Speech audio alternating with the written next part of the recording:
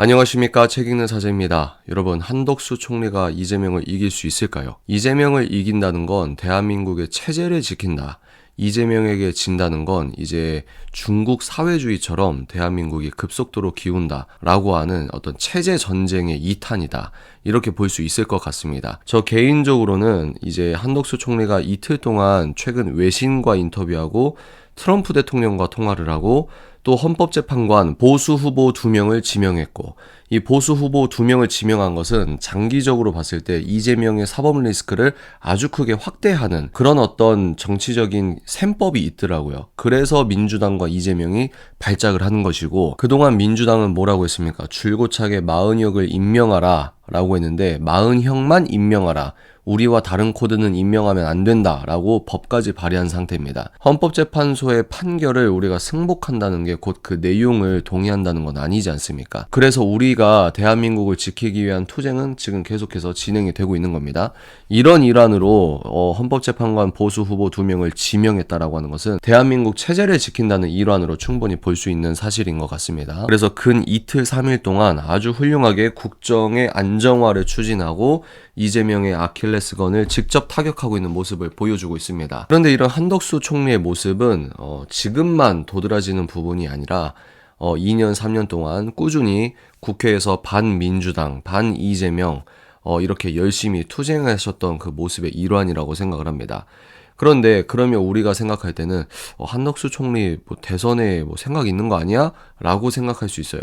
저거 또 대통령 되려고 벌써부터 대통령 놀이하는구나 라고 생각할 수도 있는데 지금 국힘의 러브콜을 아주 사전에 차단하고 있고, 본인은 대선에 나갈 생각이 없다고 두어 차례 거절을 한 것으로 알고 있습니다. 그런데 오늘 이 영상을 찍는 날 기준으로 또 보면은 권성동은 또 가능성 자체를 배제하진 않는 뉘앙스다 라는 이 기묘한, 이 아직은 끝나지 않은 그런 긴장이 느껴지고 있는 부분입니다.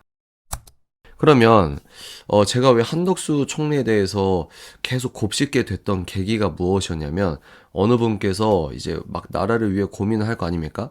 그런데 자신이 생각할 때 한덕수 총리가 어떠냐라고 했을 때 처음에는 한덕수? 라고 했던 거죠.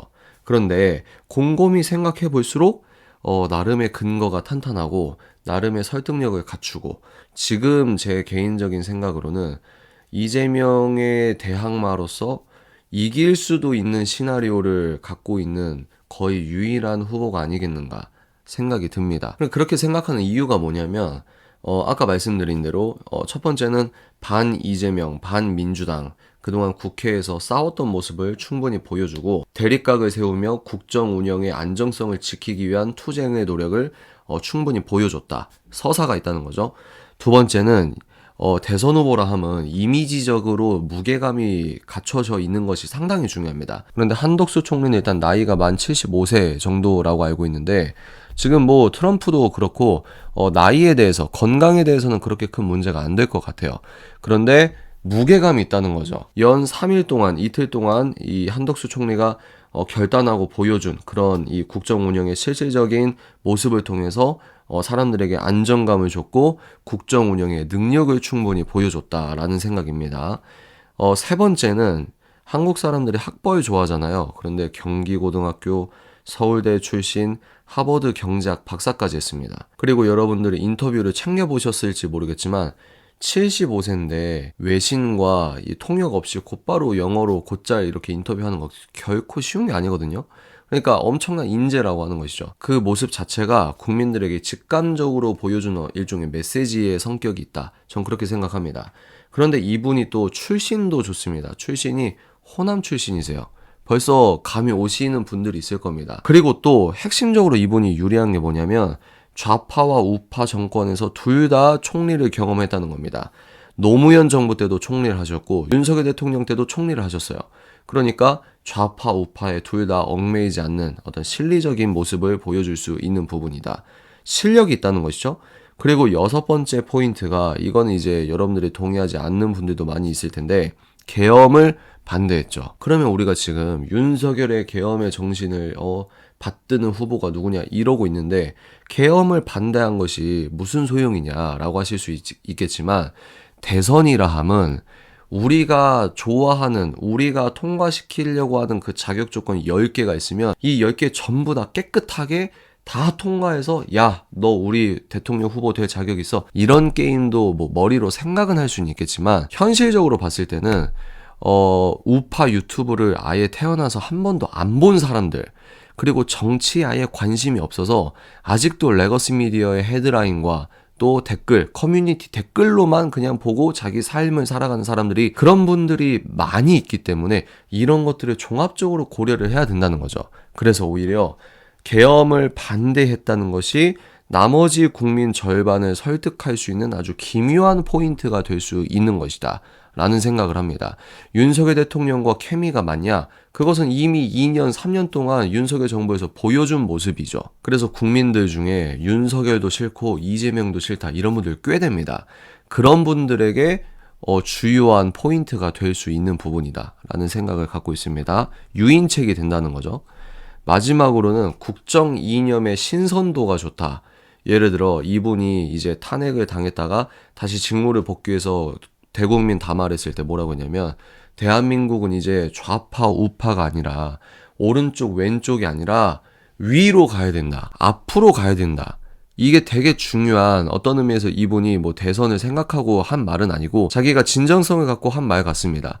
좌파 우파 양극 싸움이 아니고 위로 가자 라고 하는 그런 어젠더도 우리의 어떤 시선을 환기시켜주고, 그 다음 대한민국이 계속해서 오글짝보글짝 싸우는 것이 아니라 우리가 정말 나라 자체의 국익적 차원에서 미국과도 빨리 소통하고, 글로벌적으로 봤을 때 삼성도 현대도 경쟁력 있게 규제도 풀고 우리 앞으로 가야 되지 않냐 라고 했을 때 그게 친대한민국적 정서와 맞아떨어지는 부분이 있거든요. 그래서 이런 것도 신선하게 느껴질 수 있고 기대를 우리가 가질 수 있는 그런 희망적인 모습이 아닐까.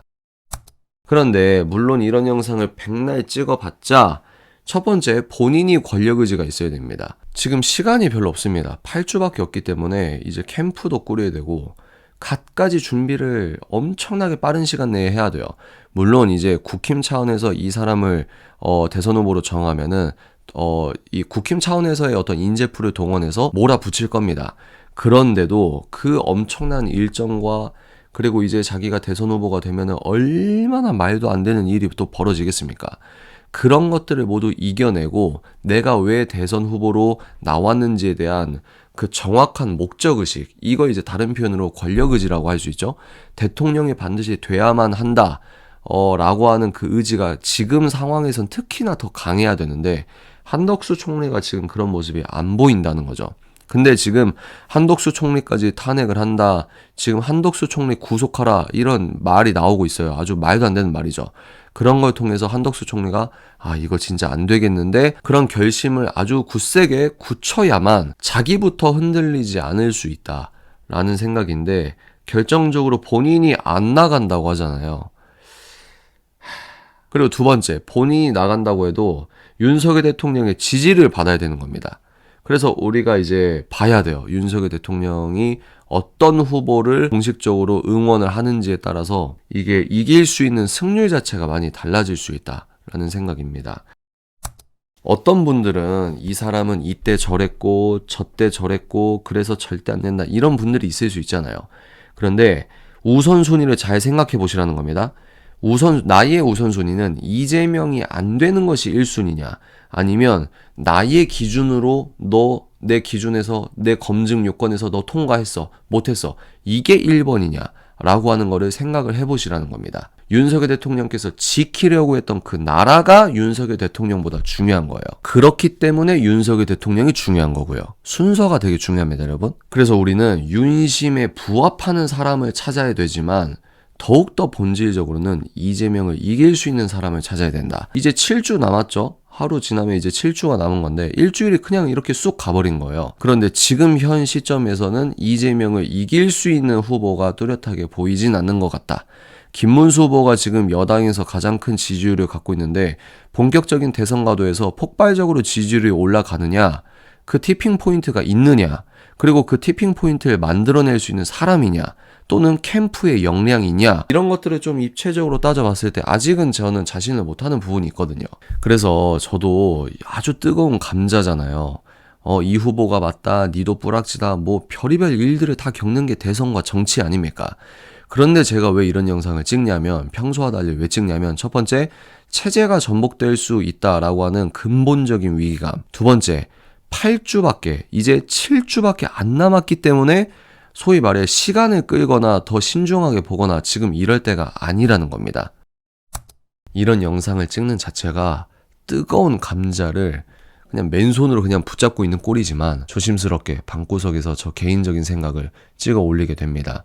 여러분은 어떻게 생각하십니까? 댓글로 말씀을 해주시면 감사할 것 같습니다. 다음 영상에서 찾아뵙겠습니다.